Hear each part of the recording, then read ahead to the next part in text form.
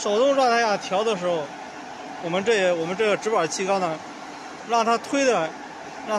正好是一个直板的，让它推的正好是一个直板的那个高度。调的时候，通过这个4杠，通过这个4杠上下调节它这一个直板的高度，调节这个推直板气缸的这个高度，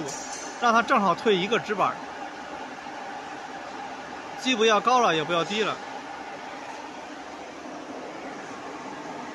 直板从这个里面，从这个直板舱里面推出去。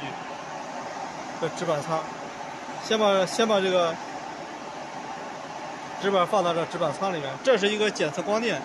检测直板舱里面有没有直板的。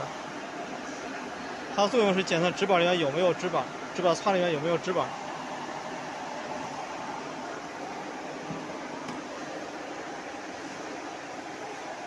同样的，后边这个板子是舱后面这个板，这个板是上下可调的。这有几个螺丝，这有4个螺丝上下可调的。调了以后呢，让它这有一个间隙，这有一个空隙，这个地方有个空隙，这个地方，这个空隙呢，也就是正好放一个直板过来，那位置就是正好的。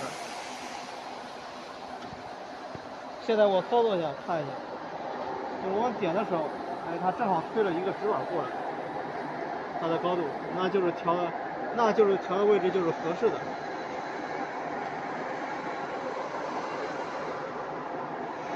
我操作一下，哎，正好把一个直板推过来，它的位置这就是正好推过来一个直板，推过来一个直板的距离，就正好推一个直板。直板推过来以后呢，就在这儿，这位置就在这儿就卡住了。所以说我们做直板的时候也是一样，就直板的调的位置就是正好，哎，这个地方卡住啊，这个地方卡住，后面卡住。这样的话，直板在这儿它就不会来回动了，然后瓶子就能够正常的走进来了。